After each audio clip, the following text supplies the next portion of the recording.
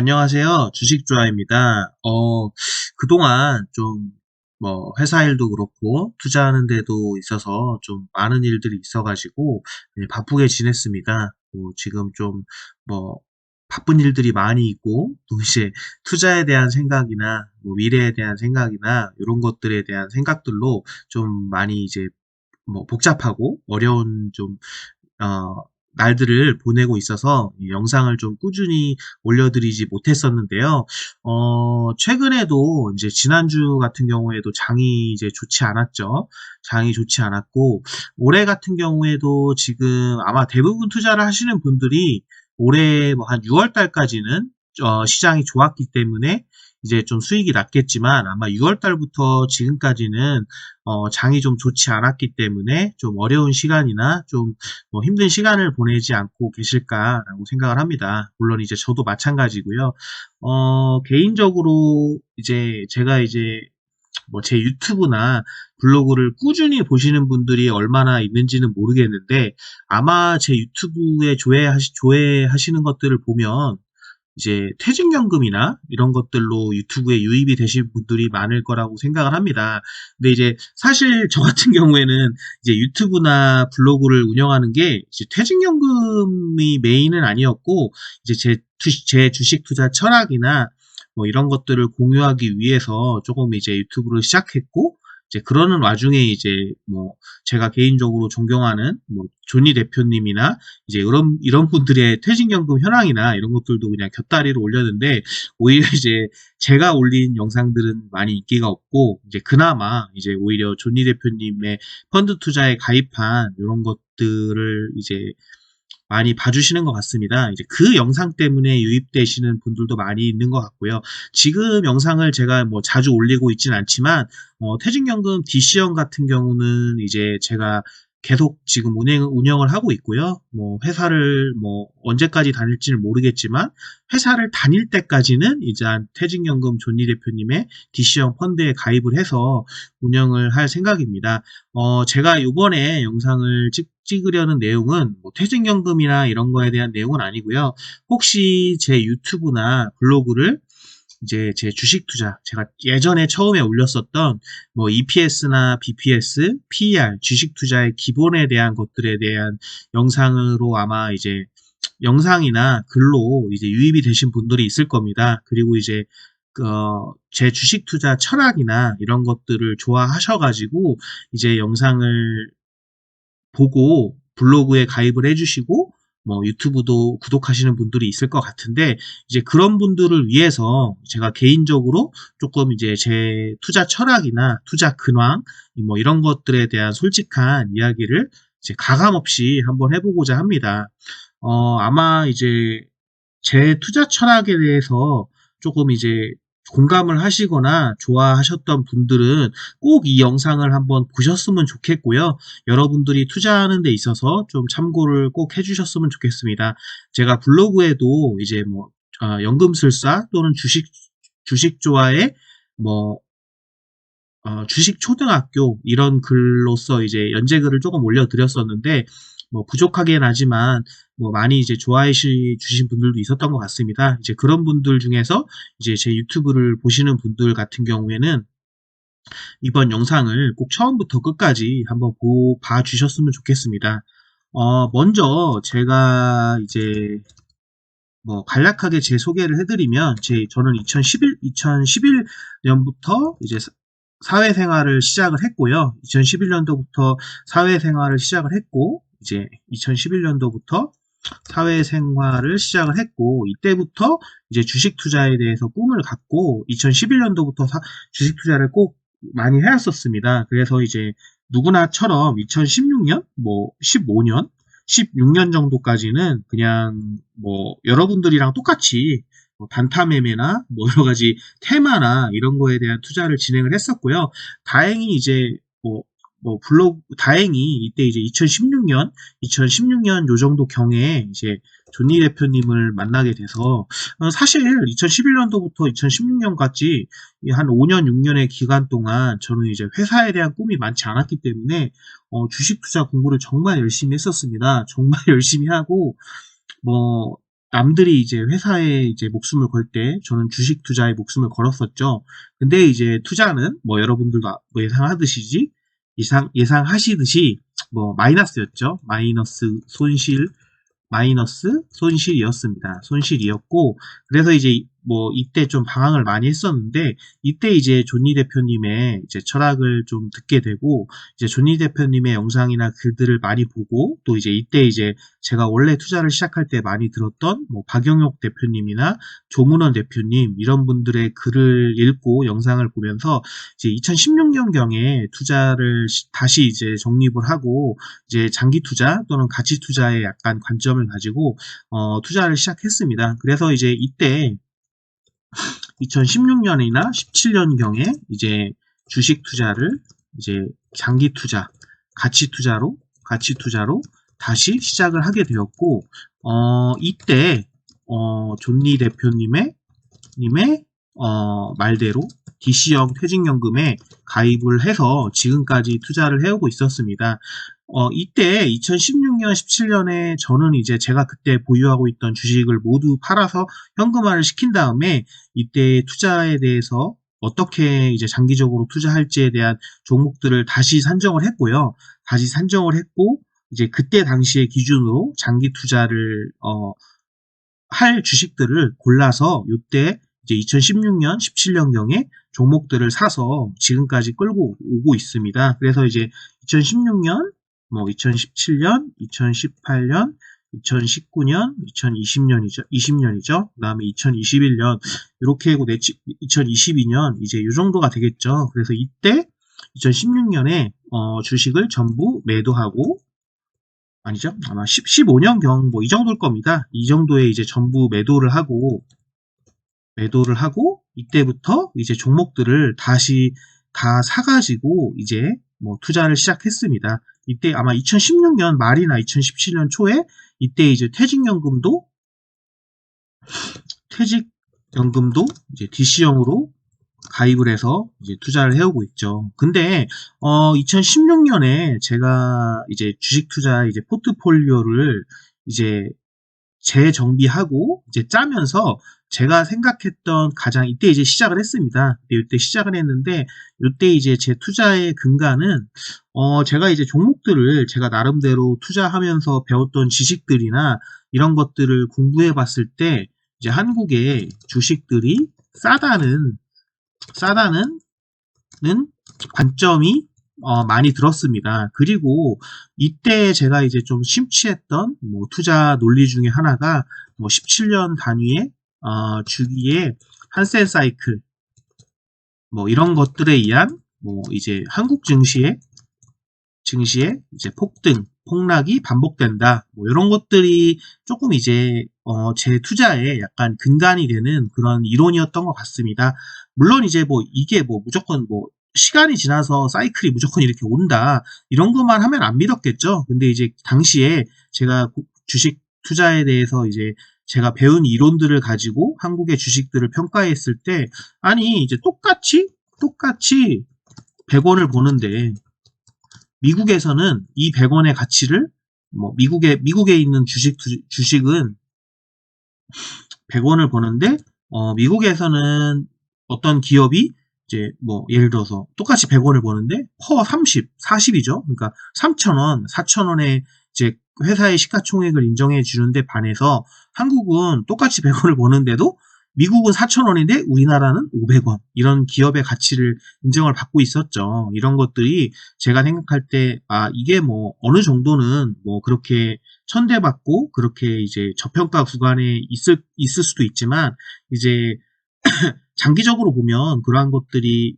인정을 받는 것이 주식시장의 원리라고 배웠기 때문에 이때는 이제 이러한 원인들에 의해서 이제 2016년 정도에서 느낌이 이제 언제일지는 모르지만 뭐 17년이 될지 18년이 될지 19년이 될지 20년이 될지는 모르겠지만 한국 주식시장에 이제 좀 좋은 흐름이 오지 않겠냐라는 생각으로 이때 지금 주식 투자를 이제 포트폴리오를 짰었습니다. 그래서 이때 제가 투자했던 주식들이 뭐 처음 이때 투자했던 주식들이 뭐 제약주라던가 뭐 한류, 엔터, 증권, 철강, 화학, 뭐가 있을까요? 철강, 화학, 게임, 게임 또 뭐가 있죠? 반도체? 반도체는 근데 뭐 조금 거의 이제 이때 투자를 했었죠. 뭐 반도체, 그 다음에 뭐가 있을까요? 철강. 뭐 이렇게 조금 뭐 많이 투자를 했었습니다. 그러니까 저는 이 당시에 제가 보기에는 한국의 모든 주식들이 대부분 다 싸 보였습니다. 그래서 이제 아마 여기에는 뭐 예를 들어서 하지만 뭐 이거 말고도 뭐 건설 뭐 예를 들어서 건설이라든가 뭐가 있을까요 또? 그러니까 대부분의 한국의 웬만한 괜찮은 주식들 섹터를 다 이제 들고 있었던 걸로 기억을 합니다. 왜냐면 제가 이때 기억을 할 때는 뭐 이런 주식들이 이제 좋아 보였거든요. 근데 뭐 이렇게 한다고 해도 뭐 이제 고르다 보면 많죠. 예를 들어서 제약주도 이때는 뭐라고 할까요? 뭐 신라젠이나 이런 주식들이 이제 많이 뭐 뜨고 있었는데 그런 주식을 산 건 아니고 저 같은 경우는 뭐 유한양행이나 보령제약 이런 주식들을 샀었고 제약주 같은 경우는 유한양행이나 양행이나 행이나 보령제약 뭐 이런 주식들을 샀었고 한류는 뭐 CJENM이나 뭐 엔터 뭐라고 하죠? 뭐 이런 주식들을 샀던 것 같습니다. 기억도 하도 많이 오래돼서 기억도 안 나네요.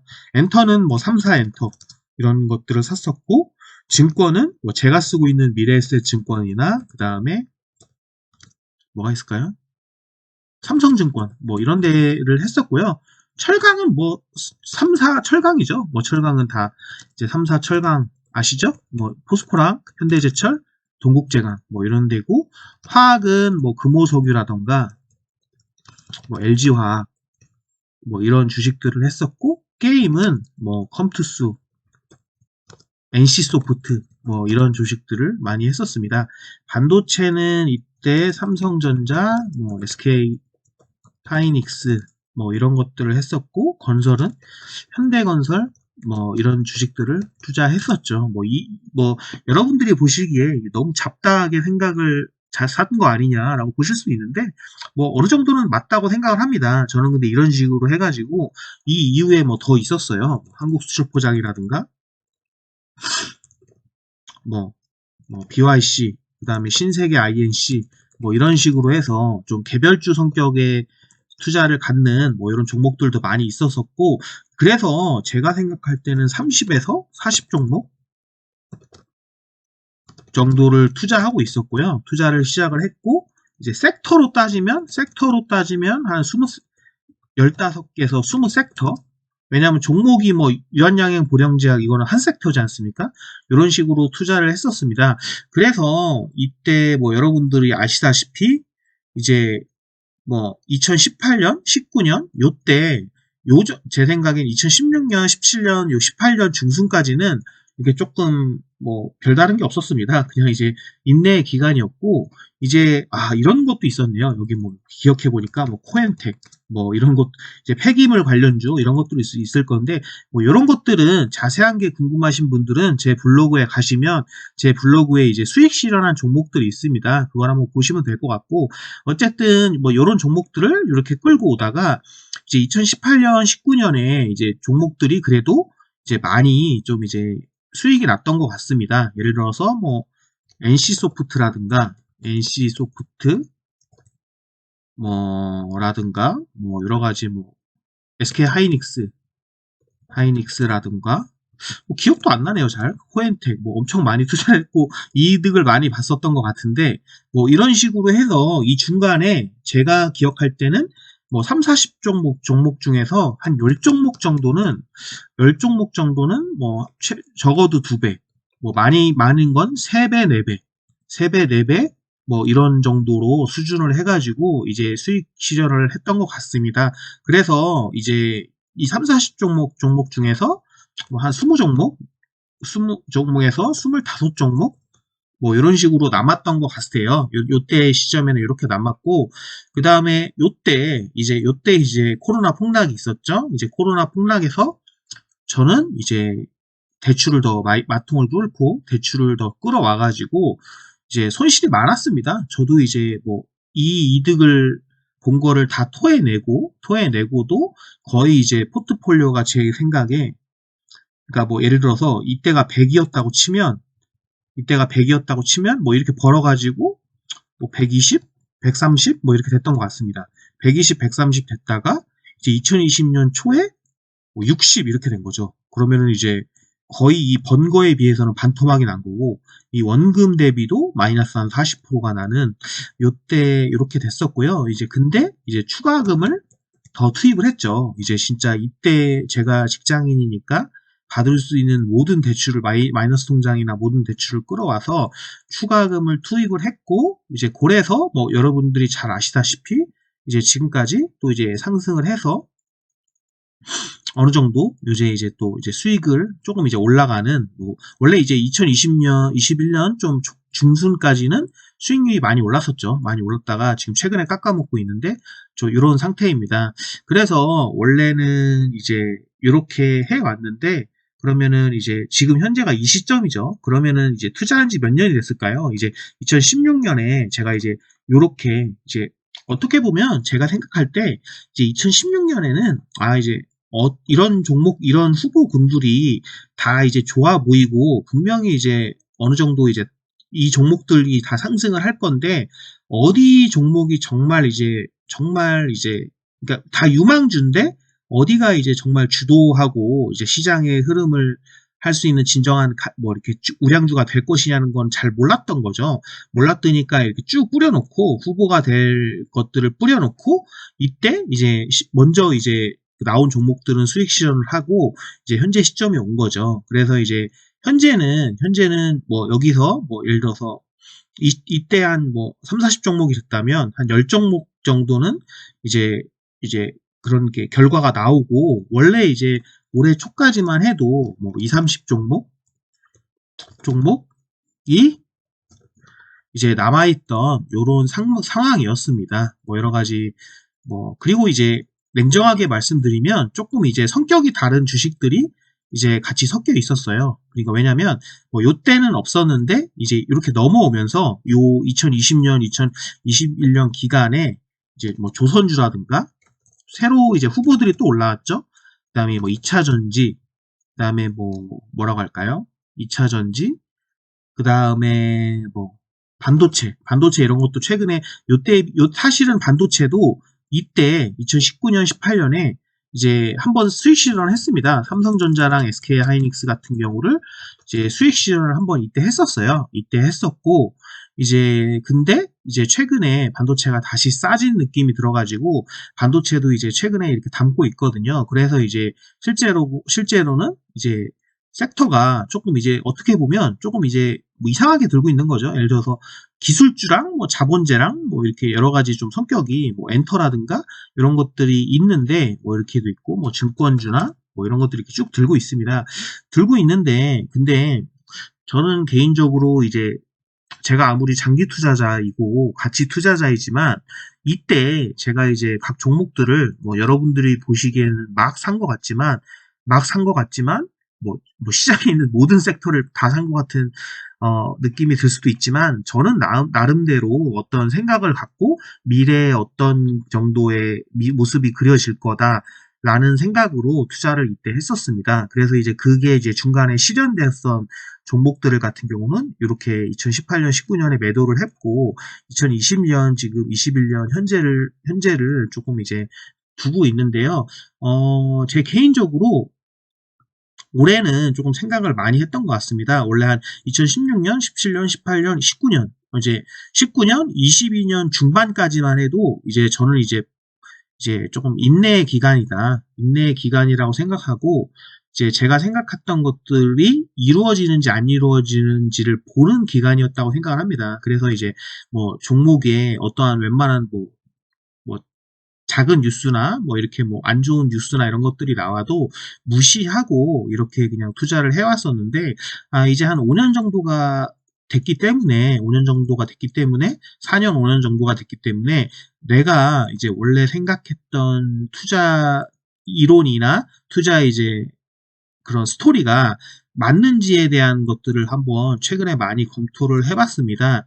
그래가지고 사실은 최근에 좀 이게 20, 30종목이었는데 한 10종목에서 15종목 정도로 이제 메인 종목들을 많이 줄이고 있습니다. 줄이고 있다는 말은 현금화를 시키고 있다는 말이죠. 현금화를 시키는 이유는, 이제 저도 이제 최근에 많이 이제 종목들에 대해서 뭐 공부를 하면서 이제 조금 이제 압축을 하는 거죠. 그러니까 이제 뭐 예를 들어서 이때는 뭐 철강이 괜찮다고 생각을 해서 미래에 철강이 이제 조금 이제 주도주가 된다. 그러니까 우량주, 성장주가 될 거라고 봤는데 이제 최근에 다시 보니까 물론 이제 철강도 포스코 같은 경우도 말도 안 되죠. 지금 보시면 뭐 시가총액이 24조, 시가총액 포스코 같은 경우도 24조, 뭐 이런 거 같은데 올해 보는 영업이익이 7조입니다. 말도 안 되는 영업 실적이죠. 영업 실적인데 뭐라고 할까요? 이제 최근에 보면 안 사죠. 이제 외국인들도 사지 않고 그 다음에 이제 제가 여러모로 공부를 해봤는데 이제 과연 이게 성장성이 있느냐 이런 생각이 저는 이때는 분명히 이제 앞으로 성장성이 있다고 생각을 해서 매수를 했는데 이제 어떻게 보면은 그렇게 철강수 그 뭐 성장성이랄까요? 아니면 회사의 성장성은 이익으로 대변되지 않습니까? 그렇게 해서 이제 철강이라는 것들이 이제 뭐 실제로 제가 2016년 예상했던 대로 영업이익이 터지고 있죠. 뭐 왜냐면 시가총액이 24조인데 올해 안에 7조를 벌었으면 뭐 회사가 뭐 3년 4년 벌면 회사를 통째로 살 수 있지 않습니까? 근데 이렇게 있는데도 불구하고 이제 시장에서 사지 않죠. 아무도 사람이 않고 소외됐는지 그러면은 이거 생각을 해봐야죠. 이게 철강이 이렇게 이런 게 많습니다. 철강이나 이제 뭐 금호석유화학이나 뭐 한국수출포장 이런 같은 경우는 이런 경우가 많아요. 그러니까 예를 들어서 뭐 회사가 10조인데 아니 회사가 뭐 1000억인데 회사의 시가총액이 올 한 해 회사가 300억을 벌었어요. 300억을 벌었으면 말도 안 되는 거죠. 이 가격이라는 게 이런 것들이 말도 안 되는 회사의 금액인데 아무도 안 사요. 이제 외국인도 기관도 이제 아무도 안 사는 거죠. 이러한 것들을 저는 개인적으로 뭐 이 기간 동안에는 2016년, 17년, 18년, 19년 뭐 요 기간 동안에는 그냥 이제 저평가다. 뭐 왜냐면 뭐 한국수출포장 같은 경우는 이 기간에도 이제 그랬거든요. 근데 이제 저평가다. 이제 언젠간 알아주겠지라는 생각으로 계속 이렇게 홀딩을 해왔습니다. 근데 이제 최근 들어서 이제 그런 생각을 하게 되는 게 이제 너무 오르지 않으니까 이제 공부를 해보는 거죠. 다시 한번 회사를 공부를 해보고 과연 이게 그냥 저평가인 거냐,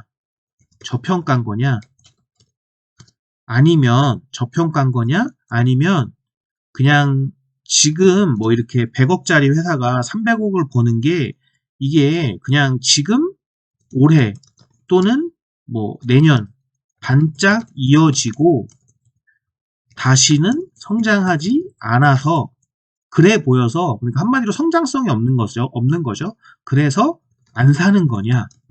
뭐 이런 거에 대한 고민을 좀 해보고 있습니다. 그래서 이제 저평가나 이렇게 만약에 저평가면 이렇게 회사를 계속 더 보유를 하는 게 맞다고 생각을 합니다. 근데 이제 뭐 예를 들어서 반짝 이러는 거면 예를 들어서 뭐 어떻게 보면 다시 생각을 해봐야겠죠. 그러니까 간략하게 이제 설명을 드리면 이렇습니다. 예를 들어서 뭐 축구 선수가 있는데 뭐 이 축구 선수는 몸값이 뭐 1억이에요. 뭐 A라는 축구 선수는 몸값이 1억이고 뭐 B라는 축구 선수는 몸값이 뭐 1천만 원이에요. 1천만 원인데 뭐 여기서 이 축구 선수는 한 해 10골을 넣어요. 10골을 넣었는데 1천만 원인데 10골을 넣고 이제 A 선수도 1년에 10골을 넣었는데 이렇게 이 사람은 1천만 원인데 이 사람은 1억인 거죠. 근데 이유를 봤더니 뭐 이 선수는 나이가 35살인 거죠. 이 선수는 나이가 19살인 거죠. 그러면은 뭐 이 사람이 똑같이 10골을 넣는다고 해도 이 35살인 사람은 이 사람을 연봉을 이제 뭐 만약에 1억을 준다고 하면 이제 몇 해 이제 못 써먹지 않습니까? 못 써먹는데 예를 들어서 그러니까 B라는 사람은 이제 몇 해 많이 이제 은퇴가 많이 남았으니까 이런 가격을 받는 거고, 이런 사람은, 이 젊은 사람은 똑같이 10골을 넣지만 뭐 이제 발전 가능성이 많고 19살밖에 안 되니까 미래에 이제 더 뭐 잘하면 이게 연봉이 천정부지로 뜰 수 있으니까 이렇게 받는 거죠. 1억이 1,000만 원을 받는 게 어떻게 보면 이제 똑같은 능력치를 발휘하지만 이 1,000만 원을 받는 게 저평가냐라고 말하면 뭐 그건 아닐 수도 있는 거죠. 그러니까 이런 관점에서 이게 과연 이런 관점에서 안 오른 건지, 이런 건 관점에서 오르지 않는 건지, 이런 것들을 조금 종합적으로 검토를 해보고 있습니다. 그리고 과연 저는 이제 주식에, 그러니까 돈에 효율적인 투자에 대해서도 조금 생각을 많이 해보고 있습니다. 그러니까 물론 이제 뭐라고 할까요?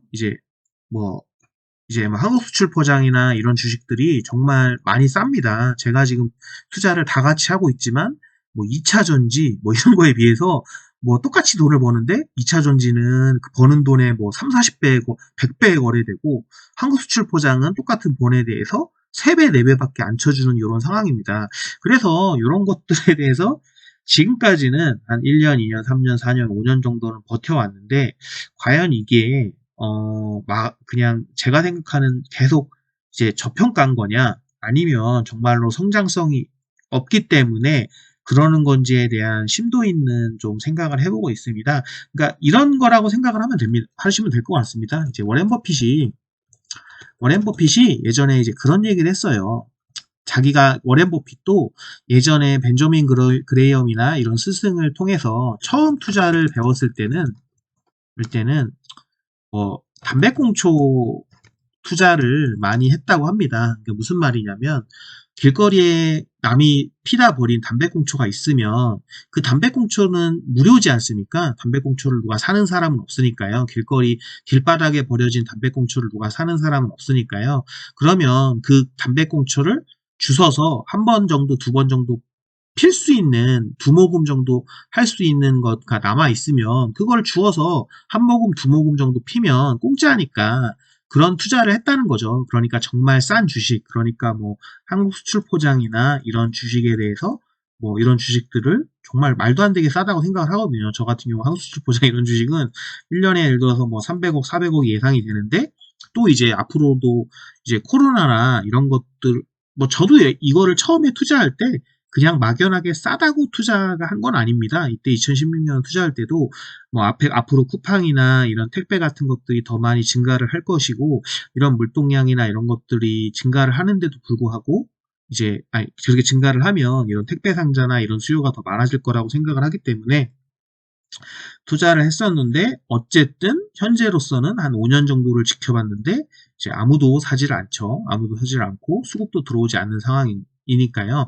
이제 이런 게 과연 저평가인지, 또는 뭐 더 조금 저평가면 조금 더 기다려야겠죠. 근데 아니고 이런 게 정말 이제, 그러니까 워렌 버핏도 처음에는 이런 투자를 이제 어느 정도 괜찮다고 생각을 하고 투자를 했는데, 이제 그 이후에는 이제 뭐 지금에 있는 뭐 다른 뭐 예를 들어서 다른 분들의, 지금 현재 이름이 생각이 안 나나요? 지금 같이 있는 그 투자자 옆에 있는 분이 있죠. 조금 이제 오래 투자를 하셨던 그분의 영향을 많이 받아서 이제 성장주, 그러니까 이제 그냥 뭐 이런 담배꽁초식의 투자가 아니라 성장주에 투자를 하는, 그러니까 한마디로 뭐 싼 것도 중요하지만 싼 것보다 미래에 10배, 100배 정도 성장할 수 있는 그런 투자를 지금 한다고 그렇게 바뀌었다고 하죠. 그래서 이제 그런 관점에서 저도 종목들을 조금 보고 조금 이제 효율적인 투자에 대해서 생각을 좀 해보게 되었습니다. 그러니까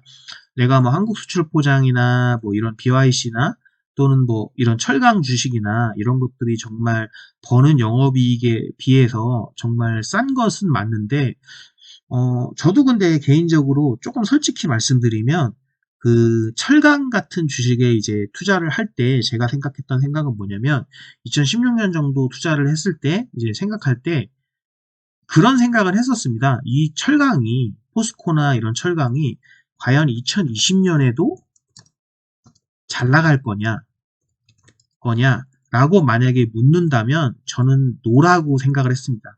노라고 생각을 했는데 그럼 왜 샀냐? 라고 말씀을 하신다면 저는 이 그 뭐 17년 주기 한센 사이클이나 뭐 이런 것들의 한국 주식이 싸다 이런 것들에 의해서 이제 2016년 이후에 뭐 18년이 될지 19년이 될지 20년이 될지 모르겠지만 한국 그 제조업이나 이런 뭐 기름이나 이런 뭐 정유회사나 이런 것들에 대한 호황이 한 번 정도는 올 거라고 생각을 했습니다. 그러니까 무슨 말이냐면 저는 개인적으로 솔직히 말씀드려서 이런 철강이나 뭐 금호석유화학, LG화학 이런 거 같은 뭐 기름 산업이나 기관 뭐 그거를 자본재 산업이라고 많이 하죠. 산업이라고 하는 게 뭐 철강이랑 뭐 정유, 화학 이런 산업은 결과적으로 결국에는 중국에 질 거라고 생각을 합니다. 근데 중국에 질 거라고 생각을 하는데 원래는 이런 식으로 원래 이렇게 경쟁력이 결국에는 뺏긴다고 생각을 하면 사면 안 되죠. 그래서 제가 말씀드리는 것도 2016년에 봤을 때 과연 2020년에도 이런 철강 정유 화학이 중국에 잘 나갈 거냐?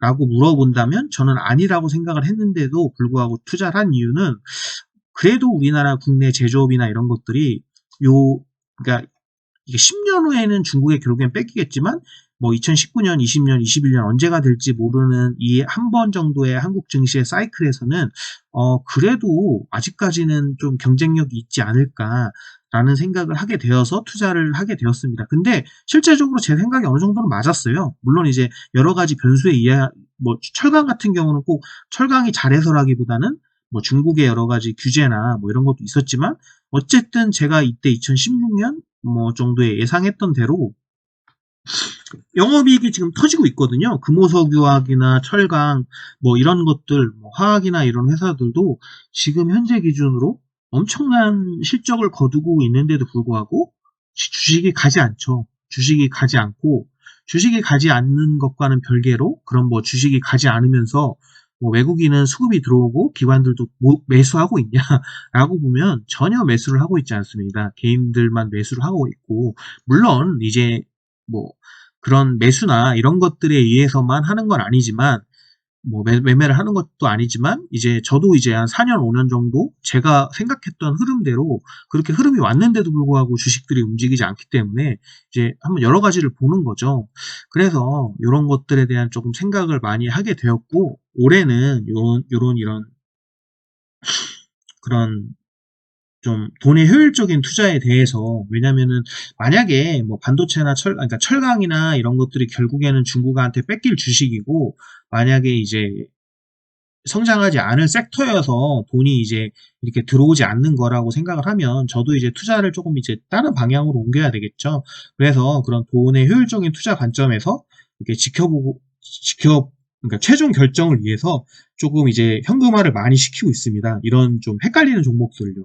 그래서 현금화를 많이 시키고 있고 아직까지 최종 결정을 내린 건 아닙니다. 근데 이제 만약에 이제 조금 12월이나 1월이나 이런 것들 추세나 공부를 조금 더 해보고 최종 결정을 하겠지만 조금 이제 아니지 않나. 네, 어떻게 보면 이때 생각이 조금 이제 잘못된 것도 어떻게 보면 인정을 해야 할 것 같습니다. 그러니까 무슨 말이냐면 그냥 제가 말씀드린 것처럼 이 종목들 중에서 일부는 2020년 6년에는 그러니까 10년 후에는 중국에 뺏길 것 같은데 한 번 정도는 살지 않을까라는 이제 어떻게 보면 안일한 마음으로 투자를 했던 거죠. 원래 이제 워렌 버핏이나 다 그러지 않습니까? 뭐 10년, 20년 후에 뭐 이렇게 살아남지 못할 기업은 애초에 투자하지도 마라. 뭐 이런 이야기를 많이 하는데, 이제 좀 근시안적으로 한 번 정도는 더 먹을 수 있지 않을까. 우리나라 제조업이 뭐 이런 생각으로 투자를 했던 것 같은데, 뭐 그런 거에 대한, 근데 아직은 잘 모르겠습니다. 저도 이제 이렇게 말씀드리는 이유가 뭐 이제 그런 만화가 많죠. 이렇게 이제 금강이나 이런 것들이 있는데 그 바로 앞까지 이제 팠다가 이제 그 바로 앞에서 조금 남았는데 이제 뭐 멈춰가지고 이제 못하는 것처럼 어떻게 보면 이게 지금 제가 철강이나 이런 것들에 대한 투자나 뭐 이런 것들이 다 이제 한 4년, 5년 기다려 놓고 이제 한 6개월, 1년만 더 기다리면 이제 폭등을 하는데 이제 그런 게 아닌가, 그런 관점에서 지금 하는 게 아닌가라는 우려도 들어서 저도 이제 아직 이제 모든 포트폴리오를 조정을 한 건 아니고 다만 이제 조금 이게 왜냐면 투자금을 그 종목에 보유를 하고 있으면 아무래도 조금 이제 그 마인드가 이제 객관화가 되지 못합니다. 그래서 지금 제가 생각했을 때 뭐 완벽하게 좋아 보이는 섹터를 제외하고는 좀 아직까지 4년, 5년이 흘렀는데도 불구하고 봤는데도 아리송하다. 이런 섹터들은 일단 다 매도를 해서 현금화를 시켜놨습니다. 그래서 현금화를 시켜놓고 이제 그러면 이제 조금 약간 요때 생각했던 처음에 초심을 다시 한번 돌아보고 이제 투자를 이제는 이제 조금 효율적인 투자에 대해서도 그러니까 무작정 기다리는 게 아니라 이제 어떻게 이제 좀 기다리는 게 좀 그래도 효율적일 거냐라는 거에 대한 생각을 하면서 그렇게 투자를 진행할 생각입니다. 그렇게 진행 중이고요. 아마 이제 저는 개인적으로 오늘이 일요일이고 이제 무슨 오미크론 바이러스 이런 것 백신도 아니요 바이러스에 대한 변이도 지금 또 얘기가 나와서 지금 아마 다음 주도 힘든 주식시장이 될 것 같은데 저는 어떻게 보면은 만약에 떨어지면 어떻게 보면 이왕 본 계좌는 이미 투자를 하고 있는 종목들은 맞겠죠. 이제 하락을 맞겠지만 이제 조금 이제 현금한 돈을 가지고 이제 차라리 떨어지는 김에 이제 조금 이제 뭐 종목들을 조금 더 이제 솎아내고 잡초는 좀 제거하고 조금 더 이제 잘 나갈 섹터들에 대해서 조금 더 이렇게 투자를 늘리는 방향으로 투자를 해야 하지 않나 이런 기회로 보고 투자를 진행하려고 하고 있습니다. 그래서 좀 그런 생각을 갖고 있고요. 개인적으로는 그렇게 투자를 진행하려고 하고 있습니다. 그래서 여러분들도 그리고 이제 이 종목들을 정할 때 제가 개인적으로 어떤 종목들을 좀 버리고 어떤 종목들을 고르고 있다라는 것들을 제가 이제 그냥 여기서 말씀드리는 것들은 좀 아닌 것 같고요. 그래서 저는 개인적으로 이런 것들을 좀 결정하는 데 있어서 조금 많이 이제 지금 통찰력을 빌리는 분이 존리 대표님입니다.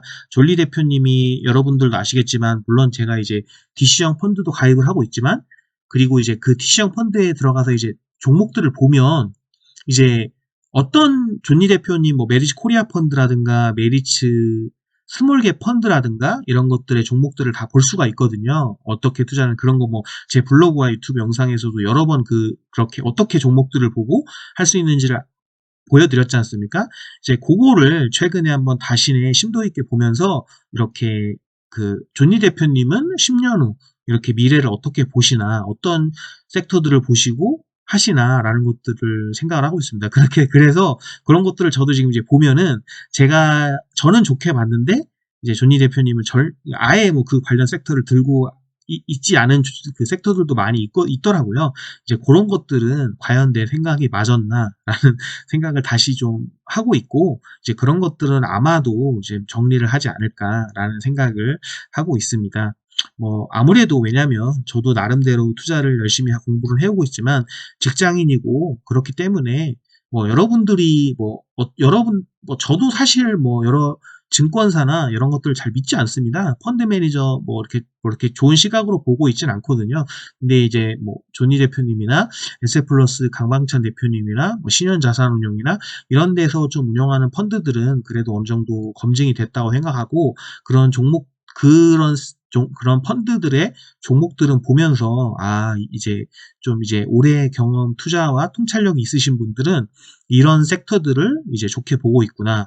근데 이 세 분들 다 내가 지금 갖고 있는 이 섹터는 없네. 라는 이제 판단이 서면 다시 한번 공부를 해보고 아예 다 매도를 하든지 아니면 조금 더 비중을 줄이든지 또는 비중을 늘리든지 그런 판단을 하고 있습니다. 제가 굳이 어떤 종목들을 매도하고 있고 어떤 종목들을 매수하고 있다라고 말씀을 드리지 않아도 만약에 제 유튜브나 블로그를 보셨던 분들은 어떻게 제가 하고 있는지 아마 기존의 영상이나 블로그에서 다 찍어 드렸기 때문에 잘 아실 거라고 생각을 합니다. 좀 긴 시간 동안 좀 주저리 얘기를 드렸는데 잘 모르겠습니다. 뭐 예를 들어서 제 유튜브나 블로그를 보면서 또 제가 투자하고 있는 종목이나 이런 것들을 보면서 조금 본인의 투자 포트폴리오나 이런 거에 좀 관심을 갖고 이제 뭐 같이 좀 하고 투자를 하는데 도움을 받고 계시는 분들이 있으실 수도 있어서 이렇게 조금 제 4년, 5년 전부터 지금까지의 근황을 찍게 되었고요. 어, 장이 조금 앞으로 12월 달이나 내년 초까지는 이제 좀 좋지 않을 수도 있습니다. 근데 어떻게 보면 제가 이제 2016년에 뭐 이제 장기적으로 시장이 좋을 거다라고 할 때 지수가 제가 볼 때는 2000 정도였거든요. 코스피가 2000 정도였는데 이때 제 지인들한테 뭐 코스피 3000, 뭐 4000 이렇게 넘어갈 거다라고 하면 다 정신병자 소리를 했죠. 그리고 이제 존니 대표님도 이때부터 아마 그런 얘기를 하셨을 건데 이제 뭐 정신병자 취급을 했고 뭐 헛소리 하는 사람 뭐 미국에서 해 와서 한국 정세를 잘 모른다 뭐 이런 취급을 받았죠. 근데 이제 되게 웃긴 건 이제 코스피 3000이 왔는데도 그런 소리를 하죠. 코스피 3000이 왔는데도 이제 존니 대표님이 뭐 물론 이제 긍정적인 사람들도 많아졌지만 이제 반대로 이제 또 이제 뭐 그런 사람을 하시는 분들도 많은 것 같습니다. 아무튼 저는 개인적으로 이제 조금 뭐 한두 달 정도 또는 뭐 6개월 정도는 뭐 뭐 시장이라는 것이 모르기 때문에 시장이 좋지 않을 수도 있지만 그래도 뭐 저는 아직까지는 제가 이때 2016년에 생각했던 그 상승장이 아직 다 오진 않았다고 생각을 하고 이제 내년이나 내후년에 정말 이제 폭등하는 그런 시기가 한 번 정도는 오지 않을까라고 생각을 합니다. 여러분들도 공부를 많이 하시고 그리고 좀잘 우량주를 잘 모르시겠으면 존니 대표님이나 조금 이렇게 잘하시는 분들의 통찰력을 빌리시는 것도 좋다고 생각을 합니다. 그런 것들을 참 고려하시고 생각을 좀 잘 하셔가지고 분산과 이런 것들을 잘 하셔가지고 좀 돈을 많이 버시는 뭐 내년이나 내후년이 되셨으면 좋겠습니다. 예, 그럼 저는 뭐 길게 좀 주저리 좀 어수선하게 말씀을 드렸는데 좀 제 유튜브나 블로그를 보시는 분들에게 조금이나마 근황 설명과 도움이 되셨으면 해서 이렇게 영상을 찍게 되었습니다. 예, 감사합니다.